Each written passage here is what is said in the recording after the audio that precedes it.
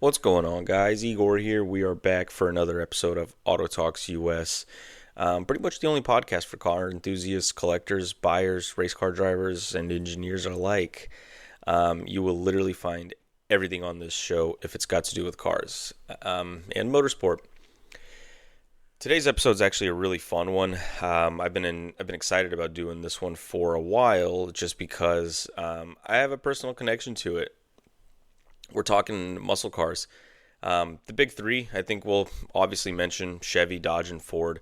So much to unpack there, so much history, so much legacy just surrounding those three. Ford's debut of the Mustang, of course, in 1964, kind of sparked the muscle car, I guess, racing part of it, because the muscle cars that we all typically think of, they came from stock car racing, which was kind of a bootleg and sort of backyard kind of a racing deal, and lots of oval courses, things like that, where aerodynamics was pretty important. Think Forerunner, or what was that one car? The Daytona. Yeah. The Daytona, the Petty car, that baby blue one. Big old wing. That's kind of what I think of with traditional muscle cars. It's not always drag racing. It's actually more of like stock racing. That's what I kind of attribute muscle cars to, is stock racing. And so ovals, going 200 basically flat out for an extended period of time, then lifting a little bit, then back on the power. Muscle cars aren't actually that far removed from traditional sports cars. Traditional sports cars are basically defined by having characteristics that are somewhat equal performance across straight line speed, cornering, braking. If cornering, braking, straight line speed, acceleration are all relatively equal, not one of them is dominant over the other, that's when you have a sports car. They're also generally affordable. So with a muscle car, a muscle car has to be basically two things for me personally. It's got to be American. So sports cars can also be American, but they have the other things we just talked about. But it's got to be American, and it's got to put the power over the braking and the cornering. So when you have a fine balance of all of those performance dynamics, you have a true sports car. With muscle cars, in my opinion, you really need to put more emphasis on the power and less emphasis on the brakes and cornering capabilities. Muscle cars are traditionally pure, raw powerhouses. They have V8 engines that are very, very large. Ford, going back to the 351 Windsor, you still find that engine in like a lot of stuff. People put muscle car engines into other cars to make them muscle cars if they weren't already. I've seen 351 Windsors in Sunbeams. They had to do a lot of modifications to the chassis, of course, because the engine weighs pretty much what the frame weighs. But people put 351s, 427s, 546s or whatever they are into stuff all the time. You got the 7-liter V8. That's an iconic engine. That's a 427 from cubic inches to liters. So you have the 351, even the 289. When the Ford came out with the Mustang, I think the first engine they slapped in it was a 289 for the high performance versions. Which back then, to have a V8 engine in the Mustang, that was a high performance thing, because most of them were 6 cylinders, maybe even 4 cylinders. I don't remember exactly if the 1964 Mustang had a 4-cylinder option. I think most of them were just V8s.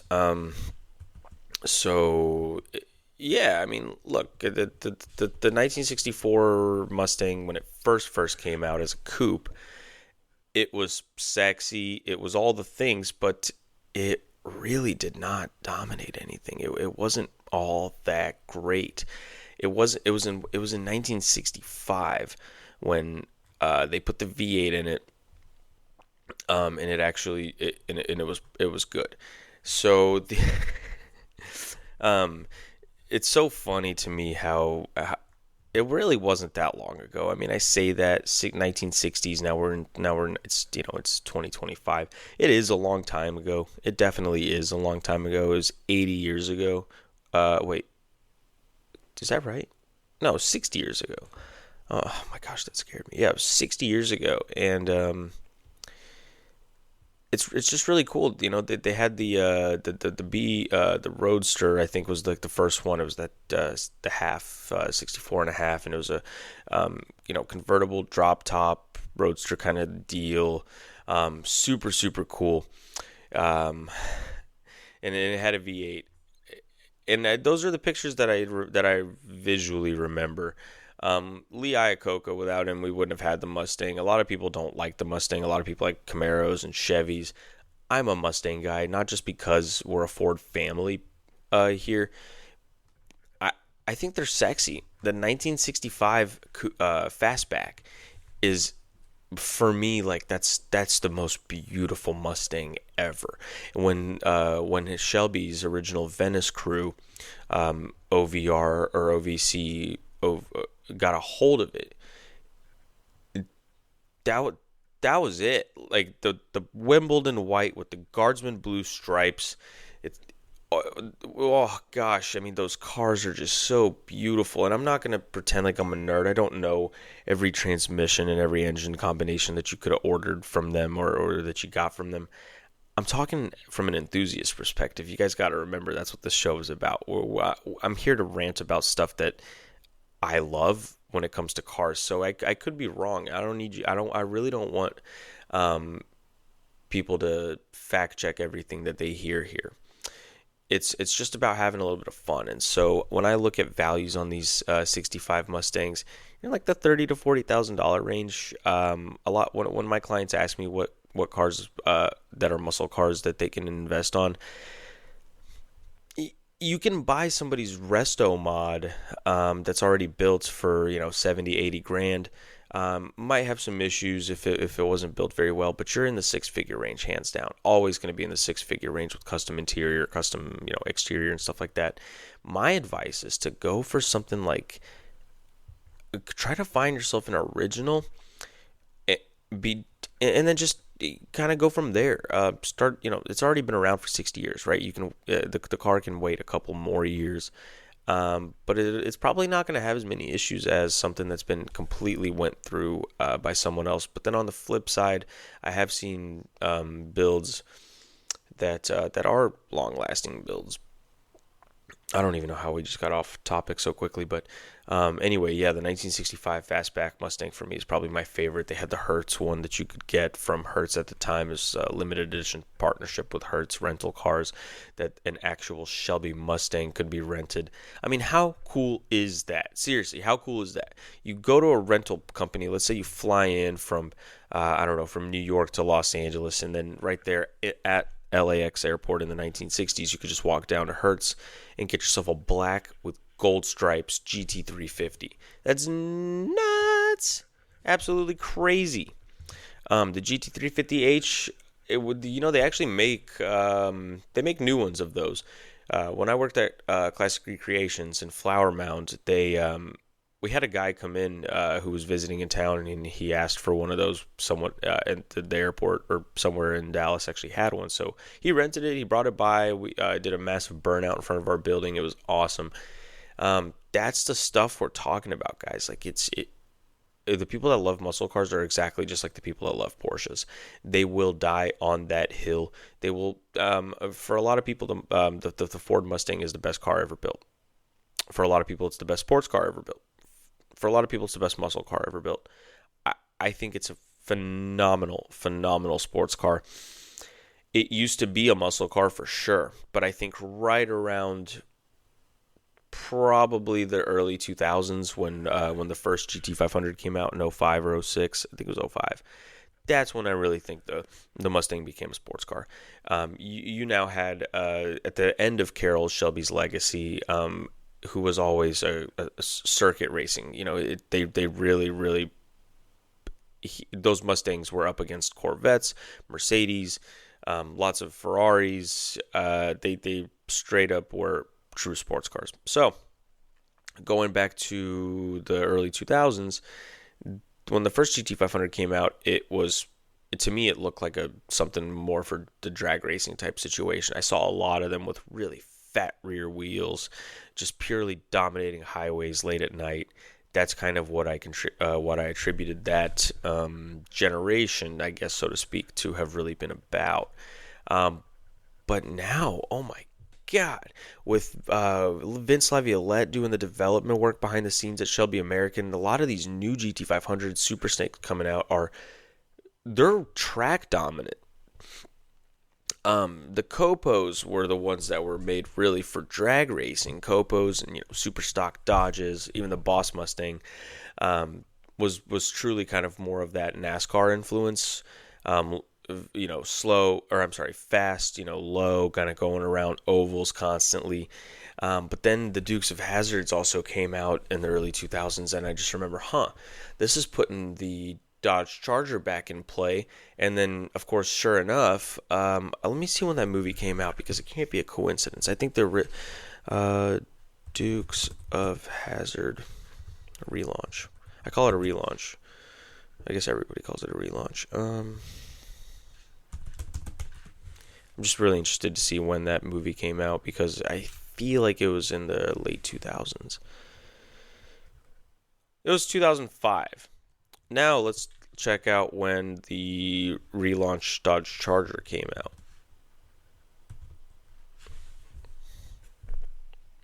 2005. Did you guys hear that? 2005. The 6th generation Charger. So, as we stated several times on this program, media heavily affects what comes out of these manufacturers, and vice versa. There was 100% a conversation made during the early 2000s about how this thing is going to come out, and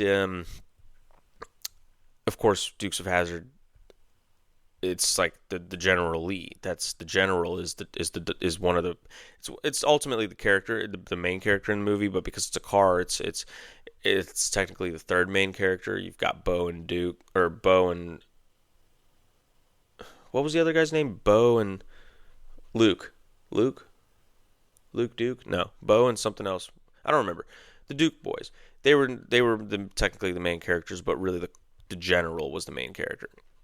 And so then you got Dodge coming out with the Dodge Charger. However, it's a 4-door, and in the commercial, I remember it was on a drag strip. The commercial for the 05 Mustang was on a drag strip, and I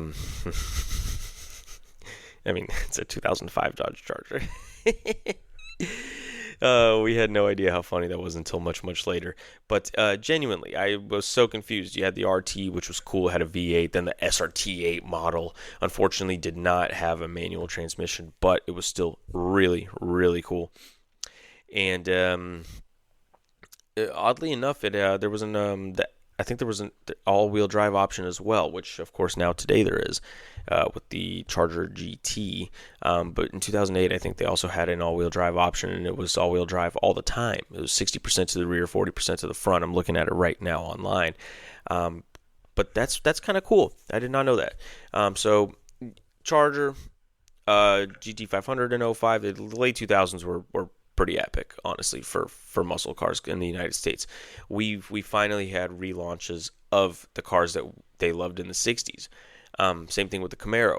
I'm not a Camaro fan. I'm not a Chevy fan at all. Sorry. Don't care. Nice knowing you. Peace out. Whatever you got to say, I do not care. I'm not a Chevrolet guy. I'm just not. I don't think the designs work. I don't think the interiors work. I really just don't like Chevrolets. So the Camaro, I'm not going to spend a lot of time talking about it. The 69 Yenko was badass, though, in that baby blue color. And I'll tell you why. It goes back to media again. In Too Fast, Too Furious, when they won those two muscle cars fair and square, the orange Challenger and the blue Camaro Yenko, that Yenko was badass. And it wasn't until like pretty much years and years later when I started realizing what cars are that I actually kind of looked it up and found out that the Yenko was a special edition. It's got a lot of heritage behind it. As with all things, right? What doesn't have heritage behind it if it's a special edition? 9 times out of 10 when there's a special car that comes out, it's usually because there was a racing version of it at some point in the past, or some guy, like if Dodge came out with the new Daytona and called it the Petty Edition. Like, well, you get why things are the way they are. So the 1969 Yanko from that movie was just super iconic to me. Again, 427 engine. It had that kind of special SYC identification. I remember it was on the headrests, SYC, and it's just the things that stood out to me from movies when you remember cars. You notice something. Oh, Eleanor, great example. Oh, I'm so glad that fell into my head right now while we're talking about muscle cars on the show. Eleanor, full stop. We can talk about Eleanor all day long and what that did for Ford, what that did to Shelby, and vice versa. The lawsuits that came with it, all because of a car that became so iconic that we couldn't avoid it at that point. That movie made the car just filthy iconic, and so basically you've got now a Ford Mustang with a body kit on it designed by Chip Foose. But in the movie, they called it a GT500. They made it look like a GT500. They put the Cobra and all that stuff on. And so now you've got Carroll Shelby, who builds race cars. It's not even his car in the movie. And all of a sudden now, if he wanted to come out with a version of a 67 GT500 that didn't look like his, you'd still get in trouble. The story behind that, and I'm sorry I'm going to go on a little bit of a tangent here, but the lawsuit's over, so we can talk about it now. Mrs. Halicki had no right to slap what is effectively, let's see, how do we describe what this lawsuit was? Because I know quite a bit about this lawsuit. I used to work for a company that was, thankfully not a party in the lawsuit per se, but they built cars that were Shelby's. And so there was a lot of companies out there that got in trouble for making their own version of the 67 GT500 that Carroll Shelby created with permission from Shelby. But then the folks over here at the movie people are like, what are you doing? You're making a car that looks like the movie looks like a car from the movie. You're not allowed to do that. And they're like, what are you talking about? This isn't the car that was in the movie. We're making something that Carroll Shelby designed 45, 50 years ago, and then just making it our own. And that's what basically the nature of that lawsuit was, her just going after every single person who made something that looked relatively even remotely similar to what was found in the film Gone in 60 Seconds. So terrible, terrible person. Terrible, terrible way to go after people who just love cars. She does not have a good reputation in the community, and absolutely nobody respects her. So there's that. Put that in your pipe and smoke it.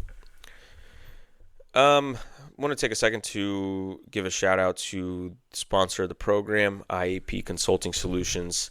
Pretty much the only place that the only even remotely place that you could consider in Dallas, Texas, for consulting services as it pertains to automobiles. Myself and my small team, we take care of everything. So what we do at IAP is, if you are looking for a particular vehicle, or if you're not ready to represent yourself on the dealership floor, if the whole process of buying a car to you just sounds like a total pain in the ass, we do that for you. I will personally represent you in the purchase of your car. We will go to the dealership together, and I am your buyer's agent. You don't buy a house without a real estate agent. You don't buy expensive art without an art collector or an art agent behind you. You don't make any 5 to 6 figure plus purchase without an expert representing you. So that's why we founded IAP Consulting Solutions. We've been spending over a decade of time in this industry. We know the players, we know how to talk, we know how to walk. This is what we do every single day. This is not what you do every single day. What you do every single day is what you're good at, and it's what you get paid to do. So again, we're experts in this thing for a reason. It's because we care. We hate seeing people get taken advantage of. Year over year, people overspend by anywhere from 5 to 10% on their cars. That's a lot, all right? That's a lot of money that you're just leaving on the table. don't make that mistake. Get yourself a consultant first, whether you want to talk in advance about a car that you're about to purchase and just go through the entire strategy play by play, all the way through the negotiation stages up to closing, so that you are empowered to make that sale, that purchase yourself, or you hire our company and we hold your hand through the entire process, negotiating on your behalf, making sure the car is exactly what you wanted at the price that you wanted, how you wanted it. We have shipping available. We will get the car directly to your front door. So with that being said, give us a shout, iapconsultingsolutions.com, proudly sponsoring AutoTalksUS, the podcast. And now we're back to the program. Something that was really, really cool that I unfortunately never really got to notice or to experience, I should say, was that NASCAR period where it was just pure V8 sort of dominance from the world's biggest, basically the Daytona, the Superbird. You had Talladega. Those are the types of things that were just nuts to me. I'm a big fan of NASCAR now. I'm starting to really, really become a fan of NASCAR. I don't know why, but it was so cool how back in the day they just ran these absolutely menacing cars, just insane. I mean, these Chryslers, these Plymouths, the Dodge Daytona with the huge wing. Aerodynamics was huge back then. Excuse me. So, yeah, aerodynamics was huge. These cars were wide. These cars were long. They had huge engines under the hood, and they went fast. All right. Another car that I vividly remember is the Bobby Isaac number 71 car. I am obsessed with Chargers. And they had a blood red. It was almost like a blood orangish red kind of color. Charger. It was very, very low. It had these nice wheels on it. Number 71 car, guys, look it up. Stupid beautiful. I want to go back to when it was about the pure raw drive. Just not so much technology, and this is why I'm happy that NASCAR still to this day is it races on the fundamentals, which is just reducing drag, having a massive V8, and using banks on the track to put the power down. If the tracks didn't have banks in them, you wouldn't be able to get away with that type of performance. But because of the banks on the track on either side, if it's a more triangular looking oval, then of course you've got those 3 embankments. But I can hear it in my head now. And when you see them fly by at that speed, you're like, holy shit. Well, there's a guy sitting in there. A real person, and they're inches away from one another. Where if you make a small touch, all of a sudden it's disaster, and then you have those huge crashes. NASCAR crashes are by far the coolest crashes, I think, in motorsport. And I say the coolest crashes because these guys, they are expert, they are professionals, they are athletes. They know what they signed up for. So when you see these massive crashes, people tend to be horrified by it. You should know that the cars are safe enough, and chances are that everyone's going to be fine. So it's a spectacle, and those NASCAR crashes will happen. They have to happen, right? When you're an inch away from another car doing 200 miles per hour and you touch, you guys take out tons and tons of people. Oh, wow, wouldn't you know it? So the race is actually today at Circuit of the Americas here in Texas. So that's really cool. We're going to be watching that. I think on TV it's at 2:30. It's the Cup Series. Actually, it's the Cup Series. This is awesome. Wow, cool. So we're going to be doing that later. What else? Muscle cars. Man, this is really great. Is this not great? You got a program. You can sit back. You can look at cool stuff, talk about it. As it pertains to muscle cars, I will share a really awesome story. When I worked for Classic Recreations, we had to go to Monterey Car Week to not only unveil the new Diamond Edition Cobra, but we also recently in that same year finished a Carbon Edition GT500 CR. It was a really, really special one. It was the first one that had tinted carbon as opposed to regular carbon. So here's how that works. It's a 67 fastback Shelby, but the entire body of the car is made of carbon fiber.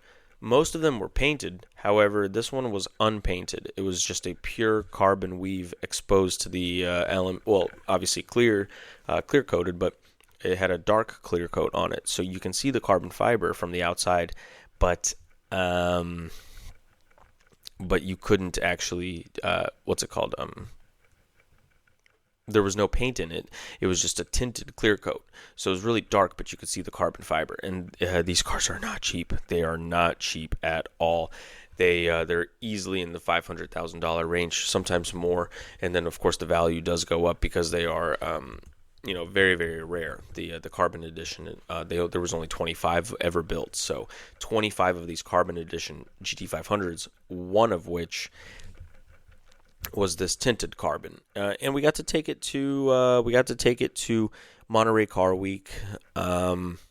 We had an absolute blast. The client actually gave us permission to borrow the car for all 8 days. So while we were there, we got to use this car and drive it everywhere and show it off and just show what we could do as a manufacturer, basically. Building these six-figure carbon fiber 60s muscle cars. The cool part about these recreation Shelbys is that when they were redesigned in the early 2000s, late 2000s for what they are, there was a lot of focus on taking the corners more than just going fast in a straight line. So similar to how the Venice crew back in the day built the Ford Mustang Shelbys for turning, like Road America, Sebring, all these types of tracks to take corners with elevation changes and tight braking zones. They wanted the recreations to be similar. So when the founder of the company and Carroll Shelby and the rest of the guys kind of got together to decide how these recreations were going to be built, there was a lot of focus on the chassis. So you still had a Ford 9-inch in the back.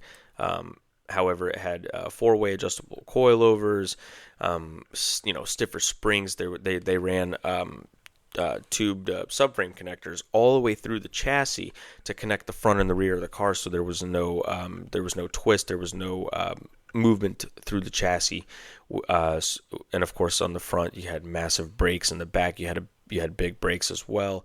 Carbon fiber drive shaft just to reduce the weight a little bit. The whole body of the car was carbon, so of course that reduced hundreds and hundreds of pounds. These cars were track monsters, okay? I actually got the privilege of driving the prototype car around Sonoma Raceway 2 days, Saturday and Sunday at Velocity Invitational. That was a blast. That car, guys, it's amazing. When you put the power down and the tires actually get hot, that's when you can really feel the suspension working with the lightweight chassis and body.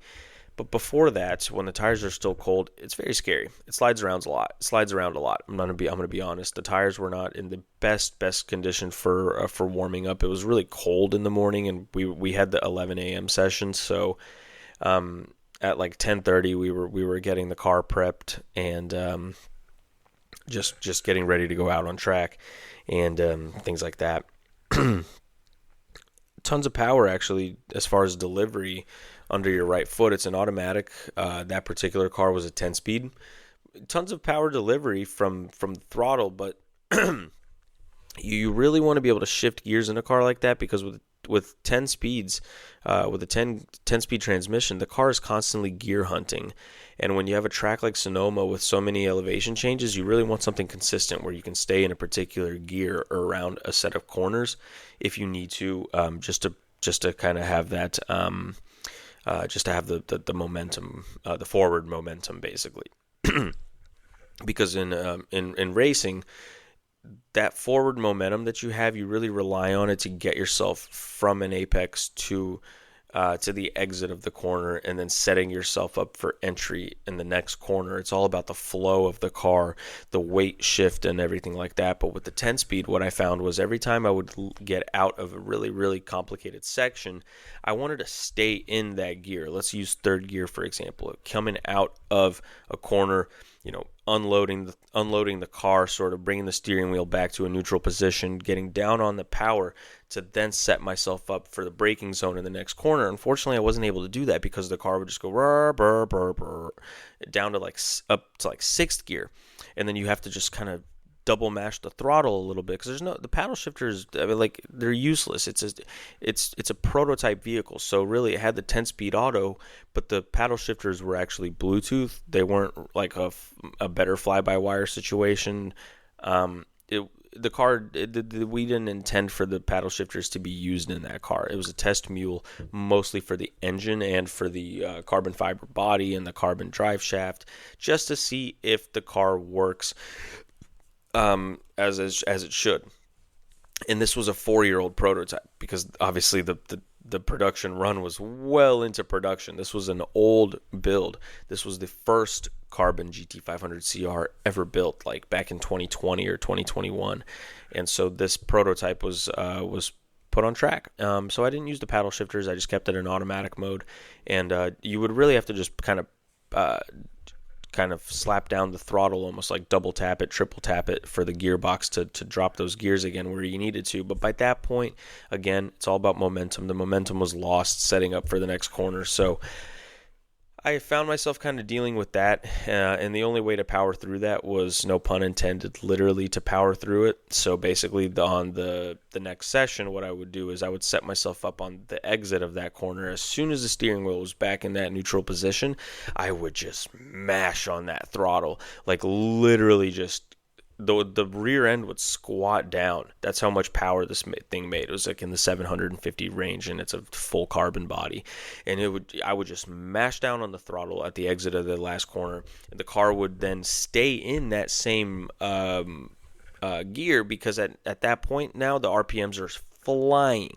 It's not going to shift until it needs to, so it would then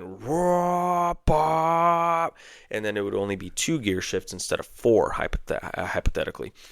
Then getting harder into the brakes. These are 6-piston Willwoods. They're huge, and they worked actually pretty well. So the brakes were actually really nice on this car, and so that gave me a lot of confidence. And the confidence rebuilt the momentum. So the second day when we had the celebrity ride-alongs, the car actually did perform really, really, really well. It was just that first day figuring out the whole transmission situation with the constant elevation changes on the track, making it really difficult.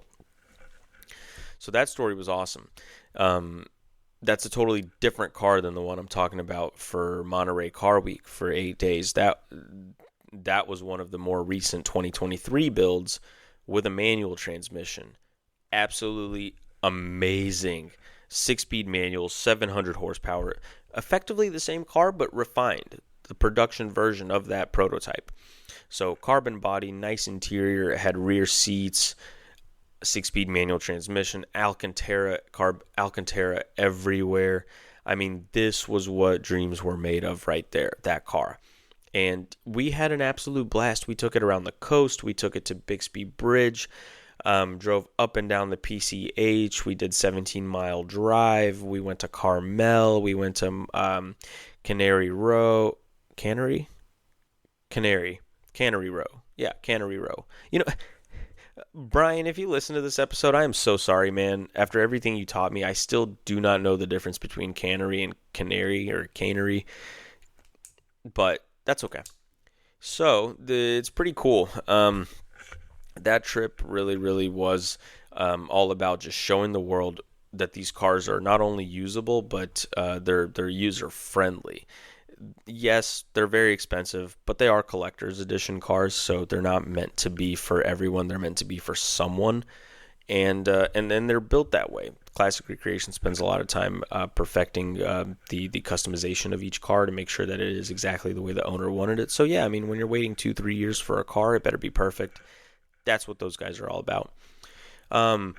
Same thing with Dodge. There's a lot of these recreation companies that are now doing something similar with Chevys and Dodges, and I mean, we could go down the list of companies. There's so many of them. Also, it's just cool to see stuff that we grew up loving from TV coming back as something new.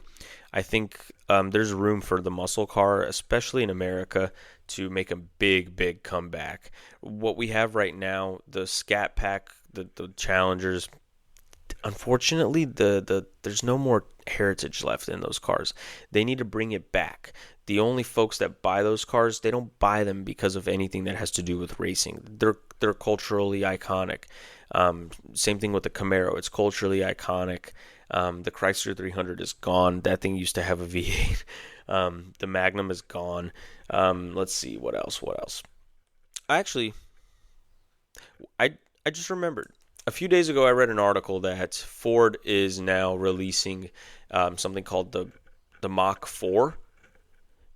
And think about what that is. I'm going to give you guys like 10 seconds. So Ford is releasing something called the Mach 4. What do you think that is? Did you guess it? Because if you guessed a four-door Mustang, you're right. The Mach 4 is going to be a V8 powered, so they say, four-door Mustang sedan. It makes total sense. It makes absolutely total sense. Ford got rid of their sedan line several years ago, and everyone wondered why. It couldn't have been to focus on just trucks and SUVs, because they were doing that anyway. And it's not like they got any better. I mean, they've always been fantastic. The F-Series, yeah, they're continuing the F-Series. Good job. You didn't have to kill the sedan for it. But now it makes sense, because in order to create a brand new series of vehicle, you have to create the tooling first. So you have to create the concept. Then you have to create the tooling in order for the car to be mass produced. You can't mass produce something without tooling. And so it makes sense that they removed the sedan line that long ago, really to free up all the resources needed to relaunch another sedan years later. And the Mustang sedan just works. Let me tell you why it works. Every single European manufacturer out there makes a sedan with a V8. Does it not? Do they not? BMW, M5, Mercedes. I mean, they've got several. They have the S series. They've got the E series. They have the even the C series back in the day was a four-door V8. Audi S4. It's almost every manufacturer out there has made a four-door V8 sedan. It's Ford's time. The Mustang is now racing in GT3. They had the Mach E, which was a crossover kind of situation that was electric. I don't think the sales were great. You don't see them very often. But a V8 powered all-wheel drive or rear-wheel drive, probably going to have two options. Sedan Mustang, that'll sell. Okay, that'll sell big time. And the commercial and the advertising and the marketing, Ford, someone, if you're listening, better have a motorsport element attached to it, because Ford's your guys' success right now is riding on the Le Mans hypercar with Ford and Red Bull now kind of having that partnership coming out in the future for the LMDH, I believe, or the LMP, I guess, category, and the Mustang in the GT3 category, and the Mustang GTD, which is that limited edition track version, street legal version of the GT3 that costs over $300,000 and is fully sold out. You guys are riding a high like never before. Ford right now is in a perfect position to maximize marketing and advertising capabilities and opportunities on leaning on their motorsport realm, so to speak. So that gets me really excited. All of this is pretty exciting. I realize we've been rambling about muscle cars now for 40 minutes, and that's a pretty long episode. So I want to thank you guys for those that are still sticking around listening. Give me your feedback. What's your guys' favorite muscle car? Let us know. Let us know what your favorite muscle car is. We'll have some later deep dives, I think, because this thing doesn't stop with just NASCAR or just legacy racing. There's room for these cars to come back. Like, again, to be a muscle car, in my opinion, it's got to be American, and it has to put horsepower over everything else. So How can we tie that into modern motorsport? IMSA, WEC, the World Endurance Championship, all of these things, even Trans Am. The Trans Am series right now is killing it. And then you have V8 supercars, which are basically stock cars that run around corners. So the world right now is very much alive with what we traditionally call a muscle car. It's just not being called a muscle car anymore. They're being called other things. They're being called V8 supercars. They're being called Trans Am series cars. They're being called stock cars. But really, all of that is muscle car. And so a lot of people need to step back and think, what is a muscle car to me? To someone, a Corvette might be a muscle car. To me, it's a sports car. To me, the Corvette is America's 911. And so that's the fun part of the automotive world, is just how you can attribute one thing to another thing, where the connection is, what it means to you, and why you're driven by it. We're all driven by something, so find yours. I want to thank you guys so much for tuning into Auto Talks US, the podcast, brought to you by IAP Consulting Solutions, the only automotive consulting and advisory services in Dallas, Texas, for any car buyer, any car seller.